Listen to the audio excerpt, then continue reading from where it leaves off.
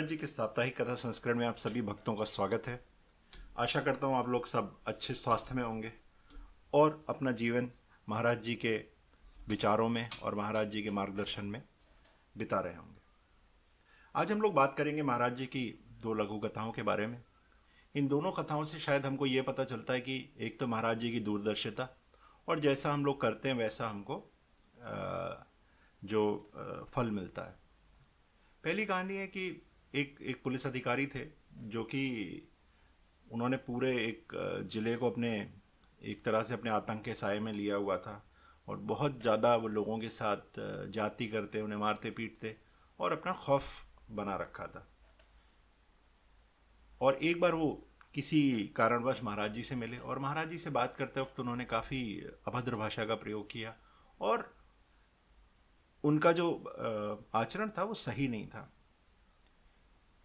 इस बात को सुन के महाराज जी बिल्कुल क्रोधित नहीं हुए। महाराज जी ने, जबकि महाराज जी के भक्त जो आसपास बैठे थे काफ़ी क्रोधित हो गए होंगे, बट महाराज जी जो थे वो क्रोधित नहीं हुए। महाराज जी ने कहा तुम्हें सिर्फ एक चीज़ जाननी चाहिए। उस अधिकारी से बोला कि तुम इस स्थान पे, इस कुर्सी पे बहुत ज़्यादा दिन नहीं रहोगे, फिर क्या करोगे? ये जो तुम्हारा भय है, आतंक है, वो ख़त्म हो जाएगा। और महाराज जी की बात जो वाणी थी वो तत्काल सही हुई और दूसरे दिन ही उस पुलिस अधिकारी को किसी रिश्वत खोरी के इल्ज़ाम में पकड़ लिया गया और उसे जंजीरों से बांध के ले जाया गया, क्योंकि वो काफ़ी उदंडता कर रहा था जब उसको पुलिस ने पकड़ा। तो इस कहानी से हमको क्या मिलता है? हम जैसा करेंगे वैसा फल पाएंगे। अगर हम किसी को के साथ बुरा करेंगे तो हमें भी वैसा ही फल प्राप्त होगा। और हम आज हमें भगवान द्वारा या हमें किसी हमारे पूर्व जन्म के अच्छे कर्मों की वजह से एक अच्छा स्थान मिला है, एक अच्छी शक्ति मिली है, तो उस शक्ति का प्रयोग करके हम दूसरों का भला कर सकते हैं। और दूसरा हम क्या कर सकते हैं? उस शक्ति का प्रयोग करके दूसरों का जो को परेशान कर सकते हैं। ऐसे कई आपने देखा होगा, जैसे कि अगर आपको याद हो, बंगाल में एक बंगाल के आसपास या आसाम या बंगाल में एक जिलाधिकारी साहब थे। उन्होंने किसी डॉक्टर की शादी में जाके दूल्हे को भी मार दिया और ये दिखा दिया वो दिखा दिया। हुआ क्या? तो दूसरे दिन उनको निलंबित कर दिया गया, उस कुर्सी से हटा दिया गया। तो यदि हमें किसी भी पूर्व जन्म के अपने माँ बाप के आशीर्वाद से कोई कुर्सी प्राप्त हुई है, कोई भी चीज़ प्राप्त हुई है, तो हमें उस पद का, उस शक्ति का सही उपयोग करना चाहिए। हर चीज़ का जवाब सही और गलत नहीं होता। गलत को सही करना ही एक मनुष्य जीवन का उद्देश्य है। अगर आप किसी अधिकारी हैं, कोई चीज़ है, तो आप किस तरह से उस चीज़ को सही कर सकते हैं। अगर एक छोटा सा उदाहरण लें, अगर उस जिलाधिकारी ने उस शादी में उस औरत, वो जो पूरी शादी थी, अगर उसमें उनको प्यार से समझा के चीज़ें संभाल ली होती तो आज शायद उनकी बहुत इज्जत होती। और ऐसे बहुत लोग हैं, ऐसे बहुत लोग हैं जो कि ऐसा करते हैं। पर वहीं उन्होंने अपना उदंडता दिखाते हुए अपने आप को, आपकी पद की जो एक पद होता है ना, उसका दंभ भरते हुए लोगों को बेइज्जत किया, जलील किया और आगे जाके उन्हें भी उसी चीज़ का सामना करना पड़ा। हो सकता है कि वो जो पति पत्नी थे वो इस बात को कभी ज़िंदगी भर ना भूल पाएंगे कि उनकी शादी में क्या हुआ था, पर वो जो जिलाधिकारी साहब हैं वो भी ये ज़िंदगी भर नहीं भूल पाएंगे। जैसा आप करेंगे वैसा करेंगे। उसी तरह महाराज जी ने उसको पहले ही बता दिया कि भैया तू सही नहीं कर रहा है, तेरे साथ भी ऐसा ही होगा, और उसी तरह हुआ। दूसरी कथा के बारे में बात करते हैं। एक बार महाराज जी जो है एक जेल में रामलीला के मंचन के दौरान गए थे और वहाँ पर भी जो जेलर थे वो काफ़ी अपने पद के अंदर, काफ़ी उनके अंदर हवा भरी हुई थी उस पद की। तो एक तरफ तो रामायण का मंचन चल रहा था, सारे जो किरदार थे उन्होंने प्रभु राम और सीता जी के पूरे वस्त्र पहने हुए थे, और दूसरी तरफ जो जेलर थे वो एक मनमने तरीके से अपने साथ के लोगों से महाराज जी को मिलवा रहे थे कि भाई ये जेल के वार्डन हैं, जो भी इस तरह से। और उनका व्यवहार जो था वो काफ़ी दम्भ से भरा था, जैसे रावण का व्यवहार होता है ना, दम्भ से भरा। अगर आप थोड़ा भी रामायण पढ़ेंगे तो उसमें आपको पता चल जाएगा। रावण जो था वो हर एक को ये बताता था मेरे पास क्या है, कि ये ब्रह्मांड मेरी वजह से है, जो चांद पे ये जो जिस तरह के निशान है वो मेरी वजह से हैं, इस तरह की वो काफ़ी दम्भ की बातें करता था। वो बताता था, दिखाना चाहता था दुनिया मेरे वजह से ही चल रही है।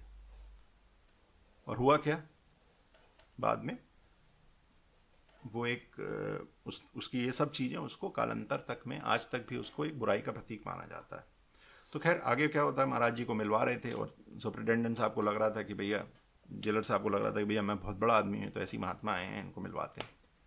थोड़ी देर में क्या होता है कि जो जेलर के जेलर सुपरिटेंडेंट जो थे उनके पिताजी आते हैं और वो देखते ही महाराज जी को कि चरण छूते हैं, महाराज जी की पूजन करते हैं और उसके बाद उन्हें आरती करते हैं। और उसके बाद जो राम का किरदार वगैरह उनके जो थे वो सब आते हैं, महाराज जी का आदर सत्कार करते हैं। और जब उस सुपरिटेंडेंट ने ये देखा कि मेरे पिता भी ये इतनी बड़ी महान विभूति हैं कि मेरे पिता भी इनके सामने नतमस्तक हैं, तब उसको समझ में आया कि उससे गलती हो गई है। उसने फिर क्षमा याचना की महाराज जी से और महाराज जी ने हर एक की तरह उन्हें माफ़ कर दिया। यहाँ पर एक चीज़ है, आज हम लोग बात कर रहे हैं कि हम किसी पद पैसा जो जो जो चीज़ें होती हैं उसका जो दम्भ होता है, दम्भ का मतलब क्या होता है कि ये समझना कि मेरी वजह से ही दुनिया चल रही है। आज किसी डीएम या किसी मिनिस्टर या इसकी वजह से दुनिया थोड़ी चल रही है।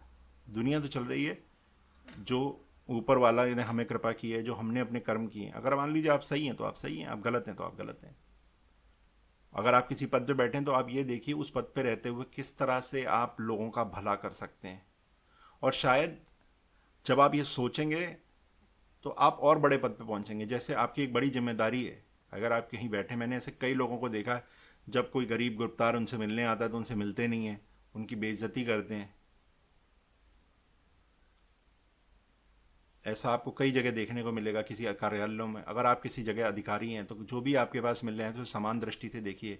हो सकता है कि वो जो भिखारी है वो आपकी ज़्यादा इज्जत करे, जो बाहर एक मर्सिडीज़ BMW में आ रहे हैं आपसे मिलने, जो आपके सामने तो हाथ जोड़ रहे हैं बट पीठ पीछे आप ही की बुराई कर रहे हैं। तो सबको समान दृष्टि से देखिए। और हम लोग बात कर रहे थे पिछली बार, थोड़ी सी हम लोगों ने बात की थी आध्यात्म को लेके। तो अध्यात्म के अंदर हम लोग एक चीज़ जो सबसे बड़ी बात है कि वो ये है कि हमें ये मान के चलना चाहिए कि हमारे ऊपर कोई है। आज जब हम छोटे होते हैं तो हमारे ऊपर हमारे माँ बाप होते हैं, फिर वो हम और बड़े होते हैं तो माँ बाप हमको और उस पर आते हैं, फिर एक एक एक स्थान ऐसा आ जाता है जहाँ हमारे माँ बाप जो हैं वो बूढ़े हो जाते हैं और हम उनकी स्थान ले लेते हैं, हम लोगों के ऊपर आ जाते हैं और फिर हम समझ लगते हैं हमसे ऊपर कोई नहीं है। ऐसे स्थानों पे हमको ये समझ जाना चाहिए कि हमारे ऊपर एक शक्ति है, चाहे उससे भगवान कहिए या कोई भी कहिए, वो है जो हमें देख रही है। और अगर हम कोई गलत काम करेंगे तो हमें उसकी सज़ा मिलेगी, कोई अगर हम अच्छा काम करेंगे तो हमें उसका फल मिलेगा। और इस तरह से आज का हम कहानी का जो ये साप्ताहिक विशेषांक इसको ख़त्म करते हैं, आज समाप्त करते हैं। और बहुत जल्दी हम लोग अगले हफ्ते दोबारा मिलेंगे महाराज जी की कुछ नई सीखों के साथ में। सब लोग खुश रहिए, महाराज जी की कृपा आप पे बनी रहेगी।